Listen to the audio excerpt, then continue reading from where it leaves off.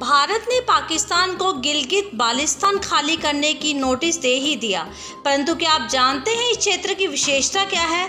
अब हम सभी देशवासियों को संपूर्ण जम्मू कश्मीर के इतिहास और भूगोल की सत्यता के बारे में बातचीत करने की ज़रूरत है, विशेषकर पाक अधिकृत कश्मीर और अक्साई चीन के बारे में। गिलगित जो अभी पीओके के रूप में है, वह विश्व में एकमात्र ऐसा स्थान है जो कि 5 देशों की सीमा से जुड़ा हुआ है: अफगानिस्तान, ताजिकिस्तान, पाकिस्तान, भारत और तिब्बत, चाइना। वास्तव में जम्मू कश्मीर की इम्पोर्टेंस जम्मू के कारण नहीं, कश्मीर के कारण नहीं, लद्दाख के कारण भी नहीं, बल्कि अगर इसकी इम्पोर्टेंस है तो वह है गिलगित बाल्टिस्तान यानी पीओके के कारण। अब तक ज्ञात इतिहास में भारत पर जितने भी आक्रमण हुए यूनानियों को लेकर आज तक, वह सारे गिलगित मार्ग से ही हुए। हमारे पूर्वज जम्मू कश्मीर के महत्व को समझते थे। उनको पता था अगर भारत को सुरक्षित रखना है तो दुश्मन को हिंदू अर्थात गिलगित बाल्टिस्तान उस पार ही रखना होगा। किसी समय इस गिलगित में अमेरिका बैठना चाहता था, ब्रिटेन अपना बेस गिलगित में बनाना चाहता था, रशिया भी गिलगित में बैठना चाहता था, यहाँ तक कि पाकिस्तान ने सन 1965 में गिलगित क्षेत्र को रशिया को देने का वादा तक कर लिया था। आज चाइना भी इसी गिलगित में बैठना चाहता है, वह अपने पैर पसार भी चुका है, और पाकिस्तान तो बैठना चाहता ही था।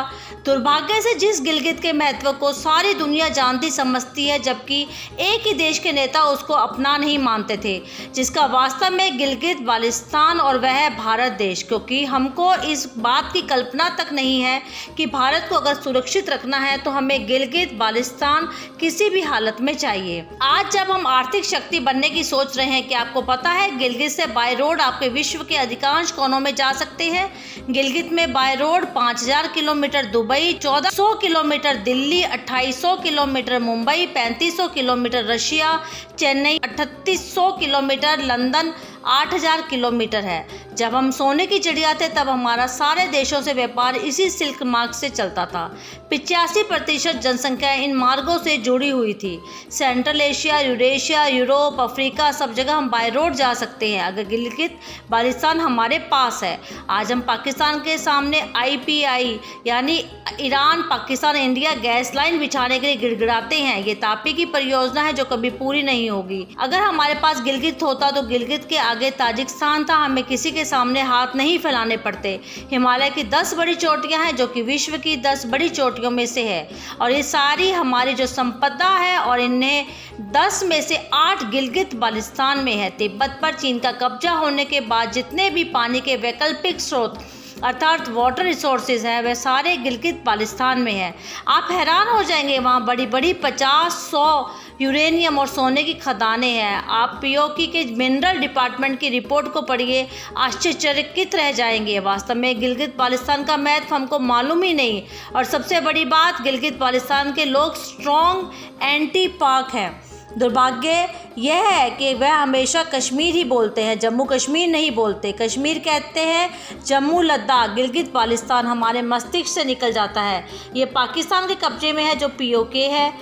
इसका क्षेत्रफल 79,000 वर्ग किलोमीटर है, उसमें कश्मीर का हिस्सा तो सिर्फ 6,000 वर्ग किलोमीटर है, और 9,000 वर्ग किलोमीटर का हिस्सा जम्मू का है, और 64,000 वर्ग किलोमीटर हिस्सा लद्दाख का है जो कि गिलगित बाल्टिस्तान है। ये कभी कश्मीर का हिस्सा नहीं था, ये लद्दाख का हिस्सा था। वास्तव में सच्चाई यही है। तभी भारत सरकार 2 संघ शासित राज्य जम्मू कश्मीर और लद्दाख का उचित निर्माण किया। इसलिए पाकिस्तान जो बार बार कश्मीर का राग अलापता रहता है, उससे कोई यह पूछे तो सही, क्या गिलगित बाल्टिस्तान और जम्मू का हिस्सा जिस पर तुमने कब्जा कर रखा है, क्या ये भी कश्मीर का भाग है? कोई उत्तर नहीं मिलेगा। क्या आपको पता है गिलगित बाल्टिस्तान लद्दाख के रहने वाले लोगों की औसत आयु विश्व में सर्वाधिक है? यहाँ के लोग विश्व अन्य लोगों की तुलना में ज़्यादा जीते हैं।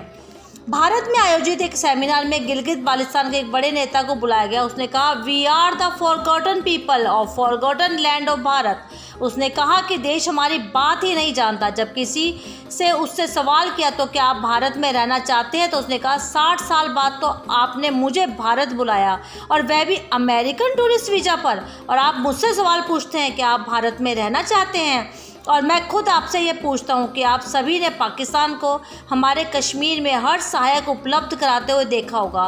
वह बार बार कहता है कि हम कश्मीर की जनता के साथ हैं। पहली बार अटल बिहारी वाजपेयी जी की सरकार के समय पीओके का मुद्दा उठाया गया, फिर 10 साल पुनः मौन धारण हो गया। अगर आप किसी को गिलगित के बारे में पूछें भी तो लोगों को ये पता ही नहीं है कि ये जम्मू कश्मीर का भाग है। वह सीधे ही ये पूछेगा यह कौन सी चिड़िया का नाम है। वास्तव में हमारा जम्मू कश्मीर के बारे में जो गलत नज़रिया है उसको बदलने की ज़रूरत है। तो पहली बात है कि सुरक्षा में किसी भी प्रकार का समझौता नहीं होना चाहिए।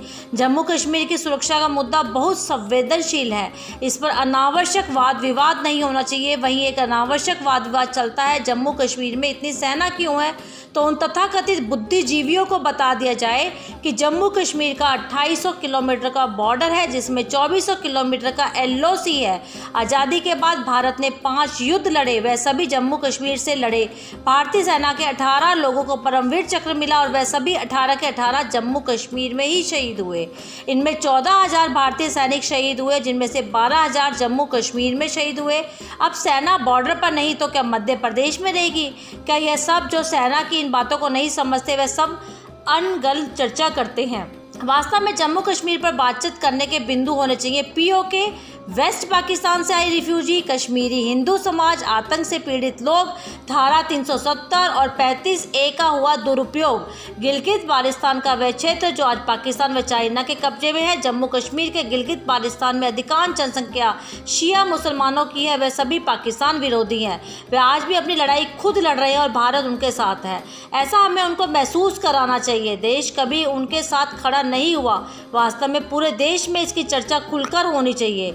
वास्तव में जम्मू कश्मीर के विमर्श का मुद्दा बदलना चाहिए। जम्मू कश्मीर को लेकर सारे देश में सही जानकारी देने की ज़रूरत है।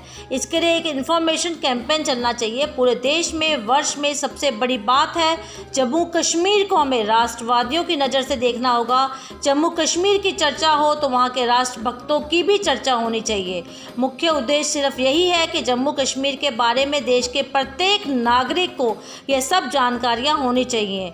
तो हमें जम्मू कश्मीर को लेकर किसी वाद विवाद या तर्क वितर्क तो कर सकते हैं, किसी को आप समझा भी सकते हैं वास्तव में जम्मू कश्मीर की परिस्थितियां क्या हैं। वैसे तो जम्मू कश्मीर पर एक ग्रंथ भी लिखा जा सकता है।